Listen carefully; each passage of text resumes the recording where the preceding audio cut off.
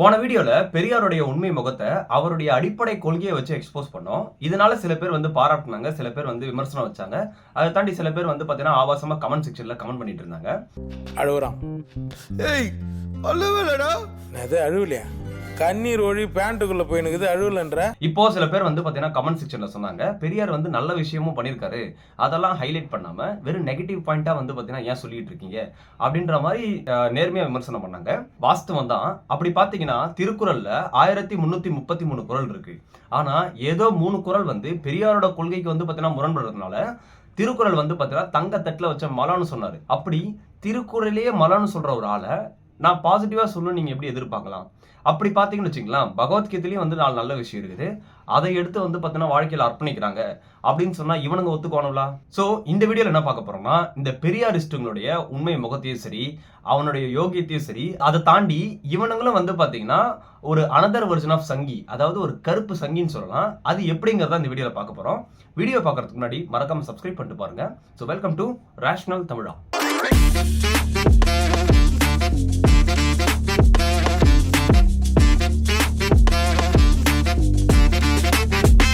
முதல்ல இந்த பெரியாருக்கு பேரன், பெரியாருக்கு மகன் அப்படின்னு சொல்லிக்கிட்டு இருக்க அந்த கும்பலுக்கு எனக்கு என்ன டவுட்னா, பேசிக்கா இவனுக்கு எப்படி பிறந்து வந்திருப்பானுவ அப்படிங்கிறது ஒரு கேள்விக்குறியா இருக்கு. ஏன்னா பெரியார் தான் வந்து பெண்கள்லாம் வந்து கர்ப்பப்பை தூக்கி வெளியே போட்டுறணும், பெண்கள் வந்து கல்யாணம் பண்றதுனால தான் அடிமையாகிறாங்க, இந்த மாதிரி வந்து புள்ளக்குட்டியே பெற்றுக்க கூடாது, இல்லைனா வந்து அந்த புள்ளக்குட்டியை வந்து பாத்துக்கிறதுனால அந்த ரெஸ்பான்சிபிலிட்டினால வந்து பார்த்தீங்கன்னா ஒரு அடிமைத்தனம் வருது அப்படின்னு சொன்ன பெரியார் இப்போ உண்மையாலுமே இந்த பெரியாருடைய பேர பசங்களோட அம்மாவோ ஆயாவோ வந்து பார்த்தீங்கன்னா பெரியார் சொன்னதை சீரியஸா எடுத்துக்கிட்டு கர்ப்பப்பையை தூக்கிட்டோ இல்லை கல்யாணம் பண்ணிக்காம புள்ளக்குட்டி பெற்றுக்காம இருந்தாங்கன்னா இவனுங்க இன்னைக்கு வந்து பிறந்து வந்து பெரியாருக்கு முட்டு கொடுப்பானுங்களா?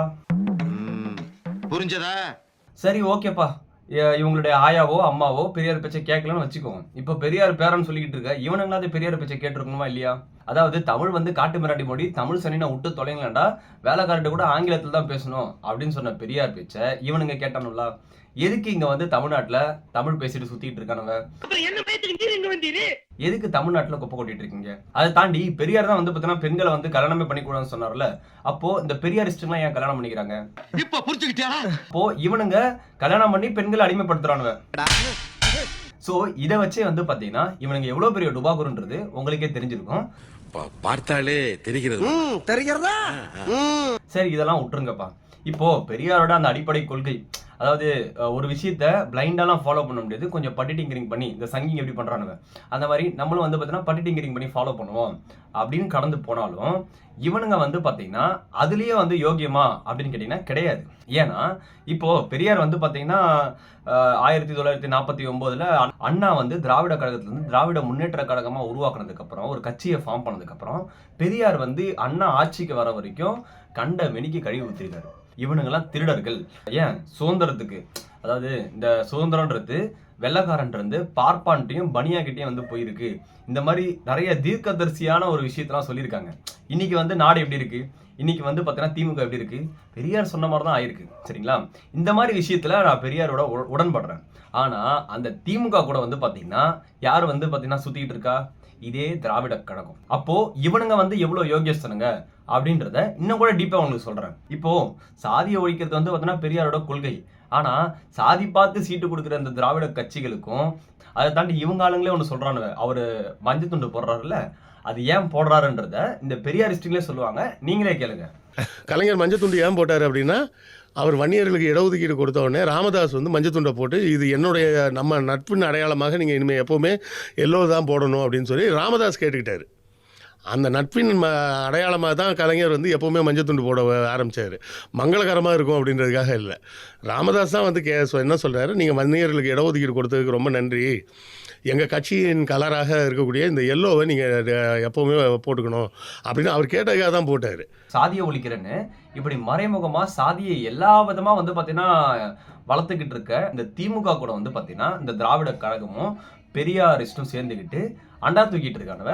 இப்படி திமுகக்கு அண்டா தூக்கி இந்த திராவிட கழகமும் சரி பெரியாரிஸ்டும் சரி இந்த பெரியாரை அசிங்கப்படுத்திட்டு நம்மளை வந்து பார்த்தீங்கன்னா எங்க டேடியை பத்தி தப்பா பேசிட்டீங்க அப்படின்னு வந்து பார்த்தீங்கன்னா கமெண்ட் செக்ஷன்ல கமெண்ட் பண்ணிட்டு இருக்காங்க. இப்போ இந்த பெண் உரிமைன்னு பேசுற இந்த திகாவும் திமுகவும் அவங்க வந்து பார்த்தீங்கன்னா உள்ள அவங்க கட்சிக்குள்ளார எத்தனை எம்எல்ஏ சீட் இருக்கு, எத்தனை எம்பி சீட் இருக்கு, எத்தனை பெண்கள் வந்து பார்த்தீங்கன்னா திமுகவில் சேர்றதுல கம்ஃபர்டபுளா இருக்காங்க.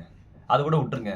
ரீசெண்டா வந்து இந்த அண்ணா யூனிவர்சிட்டி அந்த யார் அந்த சார் அப்படின்னு ஒரு பிரச்சனை போச்சு இல்ல, எந்த தீகாக்காரன் வந்து பார்த்தோன்னா குரல் கொடுத்தான்?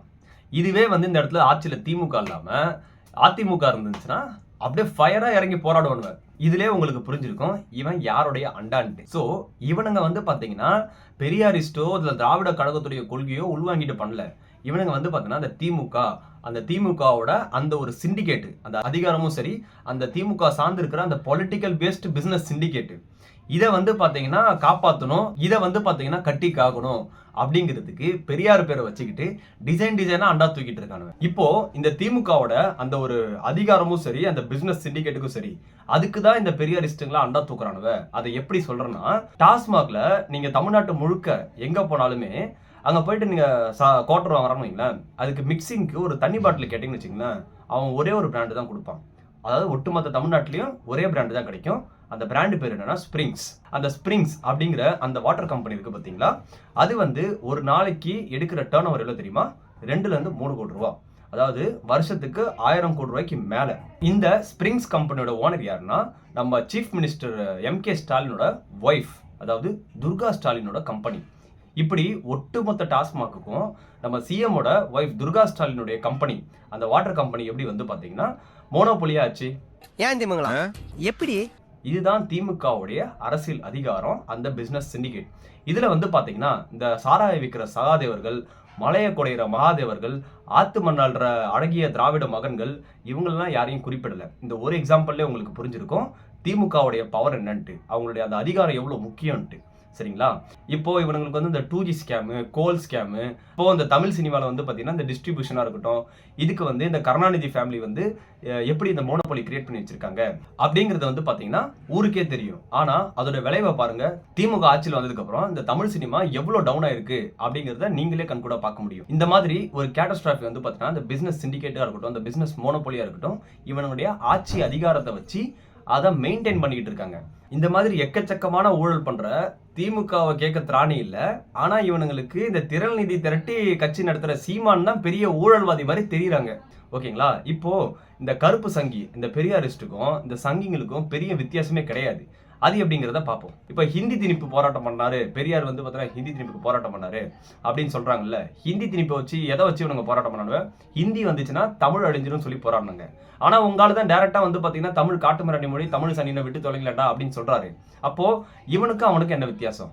அது கூட விட்டுருங்க. இந்த ஹிந்து ரிலீஜன் சொல்றாங்கல்ல, அந்த ஹிந்துஸ் வந்து யாரு? வெள்ளக்காரன் வந்து பார்த்தீங்கன்னா கிரியேட் பண்ணான். அதாவது இந்த இஸ்லாமியர்களும் சரி, புத்திஸ்டும் சரி, ஜெயினும் சரி, சீக்கும் சரி, இதெல்லாம் வந்து பார்த்தீங்கன்னா தனி மதம் கேட்டகரைஸ் பண்ண தெரிஞ்ச பிரிட்டிஷ்க்கு இந்த ஹிந்து மதத்தில் இருக்க சாமிகளை வந்து பார்த்தீங்கன்னா நிறைய பேரை கும்பிட்டு இருக்கிறதுனால இவனால வந்து டிஸ்டிங்விஷ் பண்ண முடியல. அதனால ஒட்டு மொத்தமாக இந்தியன் ரிலீஜனை ஹிந்துன்னு சொல்லிட்டான். இதான் சாக்குன்னு இந்த சங்கிங்களா இருக்கட்டும், அந்த ஹிந்துத்துவவாதிகள், மெயினா வந்து பிராமின்ஸா இருக்கட்டும், இவங்க வந்து வேதிக் கல்ச்சரையும் சனாதனம்னு சொல்லிட்டு இவனுங்க புதுசா பிராண்ட் பண்ணி ஊரை ஏமாத்திட்டு இருக்காங்க. ஆனா இந்த ஹிந்து மதத்திலே சைவம் இருக்கு, வைணவம் இருக்கு, கௌமாரம் இருக்கு, சாப்தம் இருக்கு, கானாபதி இருக்கு, இந்த மாதிரி எக்கச்சக்கமான வழிபாட்டு முறைகள் இருக்கு. எப்படி இந்த மிடில் ஈஸ்ட்ல இந்த அப்ரஹாமிக் கல்ச்சர், அதாவது நான் வந்து ஒரு தேவ தூதுவன், என்ன கடவுள் அனுப்பிச்சாரு, கடவுள் என்கிட்ட இதெல்லாம் சொன்னாரு அப்படின்னு சொல்லிக்கிட்டு எழுதுறாங்களோ.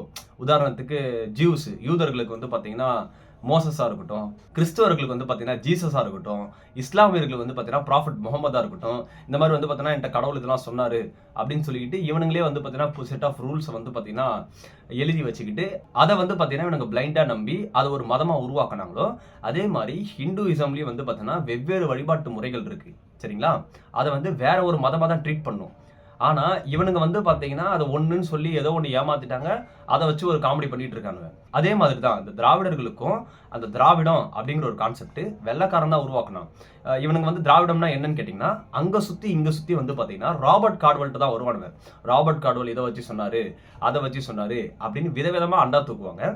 பேசிக்கா இந்த ராபர்ட் கார்ட்வெல் வந்து தென்னிந்தியா மொழி குடும்பத்தை வந்து பாத்தீங்கன்னா, அதாவது தனி மொழி குடும்பம்னு கண்டுபிடிக்கிறாருல, அதுக்கு வந்து திராவிட மொழி குடும்பம் அப்படின்னு பேர் வைக்காம பைத்தியக்கார மொழி குடும்பம்னு பேர் வச்சிருந்தா இந்நேரத்துக்கு வந்து பாத்தீங்கன்னா இவனுங்க வெள்ளைக்காரன் பொய் சொல்ல மாட்டான்ட்டு பைத்தியக்கார கழகம், பைத்தியக்கார முன்னேற்ற கழகம்னு சுத்திக்கிட்டு இருந்திருப்பானுங்க. அந்த அளவுக்கு தான் இவனுக்கு அறிவு இருக்கு. அதை தாண்டி நீ திராவிடம்னா என்னன்னு கேட்டேன்னா ஒவ்வொருத்தன்றது ஒவ்வொரு பதில் வரும். இப்போ இந்த ஹிந்துக்களுக்கும் சரி, இந்த திராவிடத்துக்கும் சரி, ரெண்டுமே வெள்ளைக்காரன் கிரியேட் பண்ணுது. அதை தாண்டி இவங்களுடைய தலைவர்கள், அதுலயே வந்து பாத்தீங்கன்னா நிறைய சிமிலாரிட்டிஸ் இருக்கு. உதாரணத்துக்கு ஹிந்துத்வா அப்படின்னு சொல்லிக்கிட்டு நம்ம சாவர்கர் அவர் கூட தான் வந்து பார்த்தீங்கன்னா சாதி இந்துக்களுக்கு நடுவில் சாதி இருக்கக்கூடாது அப்படின்லாம் பேசியிருக்காரு. கேட்டாலே உங்களுக்கு பயமா இருக்குல்ல? அதே மாதிரி தான் நம்ம பெரியாரும். இவர் வந்து பார்த்தீங்கன்னா திராவிடம் அந்த ஒரு கொள்கை இருக்குல்ல, அதுக்கு வந்து பார்த்தீங்கன்னா தலைவர். ஓகேங்களா? இப்போ இவங்களுடைய கான்செப்ட் என்னன்னா, அதாவது இன்னைக்கு சொல்றேன், இன்னைக்கு இருக்கிற கான்செப்ட் என்னன்னா, இந்த ஹிந்துத்வால வந்து பார்த்தீங்கன்னா பார்ப்பனர்கள் அவனுங்க வர்ணாசிரமத்தில் டாப்ல இருப்பானுவ, பரம்பரையா குடும்பமா அவங்க தான் இருப்பாங்க. அதே மாதிரி இந்த திராவிடத்துக்கு வந்து பார்த்தீங்கன்னா இந்த கருணாநிதி ஃபேமிலி அவங்க வந்து பார்த்தீங்கன்னா அப்பன் புள்ளன் பேரன் கொள்ளு பேரன் வரைக்கும் வந்து பார்த்தீங்கன்னா ஆட்சி அதிகாரத்தில் இருக்கணும். இந்த மாதிரி கான்செப்டை என்ஷோர் பண்றதுக்கு தான் ஹிந்துத்வால வந்து பாத்தீங்கன்னா இந்த காவி கலர் போட்டு சுத்திட்டு இருக்கிற சங்கி. அதே மாதிரி இந்த கருணாநிதி ஃபேமிலி வந்து பரம்பரையா ஆட்சி பண்ணணும் அப்படிங்கிறதுக்கு வந்து பாத்தீங்கன்னா அதை என்ஷோர் பண்றதுக்கு கொள்கை ரீதியா பரப்புறதுக்கு தான் இந்த கருப்பு சங்கியம், அதாவது பெரியாரிஸ்டுகளும். ஓகேங்களா? அதை தாண்டி பொலிட்டிக்கலா டாமினண்டா இருக்கணும் அப்படிங்கிற அந்த ஒரே காரணத்துக்காக இதை வந்து பாத்தீங்கன்னா தூக்கி பிடிச்சி சுத்திக்கிட்டு இருக்காங்க. சரிங்களா? இப்போ நான் கன்க்ளூஷனா என்ன சொல்ல வரேன்னா, முதல்ல வந்து பெரியாரை பத்தி பேசுறதுக்கு முன்னாடி பெரியாருடைய கொள்கையை வந்து பாத்தீங்கன்னா இந்த திராவிட கழகமும் சரி இந்த பெரியாரிஸ்டும் சரி அவனுங்க ஆதரிக்கிற கட்சியான திமுகவை ஃபாலோ பண்ண சொல்லணும். அட்லீஸ்ட் திமுக வந்து ஏதாவது மிஸ்டேக் பண்ணுதுன்னா ஒரு கண்டனம் தெரிவிக்கணும். இந்த சாதியை பார்த்து ஏன்டா சீட்டு கொடுக்குறீங்க, ஏன் ரீசெண்டாக திமுக காரன் வந்து பார்த்தீங்கன்னா தலித் மக்களுக்கு வந்து எதிராக அட்டுழியம் பண்ணதெல்லாம் வந்து பார்த்தீங்கன்னா என்னைக்காவது இவனுங்க பேசியிருப்பானுங்களா, ஒரு கண்டனம் தெரிவிச்சிருப்பானுங்களா? இப்படி இந்த பெரியாரிஸ்டுங்களே வந்து இந்த பெரியாருடைய கொள்கையும் சரி கழகத்தையும் சரி இந்த திமுக அடமானம் வச்சுக்கிட்டு திமுக அண்டா தூக்கிட்டு ஊர்ல வந்து பார்த்தீங்கன்னா எங்க டேடியை தப்பா பேசிட்டாங்க அப்படின்னு சொன்னா எப்படி? இப்போ இந்த சீமான் வந்து பெரியாரை எதிர்க்கிறாரு அப்படின்னு சொல்றாங்கல்ல, அந்த சீமான் கூட வந்து பாத்தீங்கன்னா கட்சியில சாதி பார்த்து சீட்டு கொடுக்கறது கிடையாது. அதை தாண்டி பெண்களையும் வந்து பாத்தீங்கன்னா சமமா வந்து பாத்தீங்கன்னா எலெக்ஷன்ல கண்டெஸ்ட் பண்ண வைக்கிறதா இருக்கட்டும், இது கூடவே வந்து பாத்தீங்கன்னா நேர்மையா, அதாவது எந்த ஒரு அரசியல் சமரசமும் இல்லாம கொள்கை தான் முக்கியம்னு சொல்லிக்கிட்டு போராடுற அந்த ஒரு சுயமரியாதை தனமா இருக்கட்டும், அதை தாண்டி நேர்மையா வந்து பாத்தீங்கன்னா எலெக்ஷன் கண்டெஸ்ட் பண்றதா இருக்கட்டும், இந்த திராவிட கட்சிகள் மாதிரி ஓட்டுக்கு காசு கொடுத்து ஜெயிக்காம அந்த இடத்துல வந்து பார்த்தீங்கன்னா கொள்கையை மட்டுமே வச்சு வாக்கு சேகரிக்கிற இவனுங்களை பார்த்து பெரியாரிஸ்டுங்களாம் சேர்ந்து சீமான கழுவி ஊத்திட்டு இருக்கானுங்க. ஆக்சுவலி ஒரு காலத்துல சீமான் வந்து பெரியாரிஸ்டா இருந்ததுக்கு பெரியாரே பெரும்பட வேண்டிய விஷயம் தான். ஏன்னா பெரியாருடைய கொள்கையை ஆக்சுவலி ஓரளவுக்காவது உள்வாங்கி அதுக்கேற்ற மாதிரி செயல்படுறது சீமான் தான். இப்போ என்னதான் சொன்னாலும் இப்போ ஒரு சங்கியா இருக்கான்னு வச்சுங்களேன், அவனுக்கு எதிராக நீங்க எவ்வளவு வேணா பேசுங்க, அவன் கடைசி வரைக்கும் டிஃபெண்ட் தான் பண்ண போறான், அவனுக்கு புரிய போறதும் இல்ல. அதே மாதிரிதான் இந்த திராவிடம் இந்த திமுக இந்த பெரியாரு இவனுங்களுக்கு அண்டா தூக்குறவங்களுக்கு வந்து பாத்தீங்கன்னா எவ்வளவு சொன்னாலும் புரிய போறது கிடையாது. ஏன்னா எம்ஜிஆர் பாட்டு ஒன்று வரும் பாருங்க, திருடாதே பாப்பா திருடாதே, அந்த பாட்டுல கூட சொல்லுவாங்க இந்த மாதிரி வந்து திருடன் வந்து தானா திருந்தாதான் உண்டு, நம்மளாம் போய் சொல்லிலாம் திருத்த முடியாது. இதுல நம்ம என்ன பண்ண முடியும், நம்ம வந்து விழிப்புணர்வு தான் கிரியேட் பண்ண முடியும். ஸோ வீடியோ பிடிச்சிருந்தா லைக் பண்ணுங்க, ஷேர் பண்ணுங்க, சப்ஸ்கிரைப் பண்ணுங்க. அதுவரை உங்களிடமிருந்து விடைபெறுவது உங்கள் ரேஷனல் தமிழா.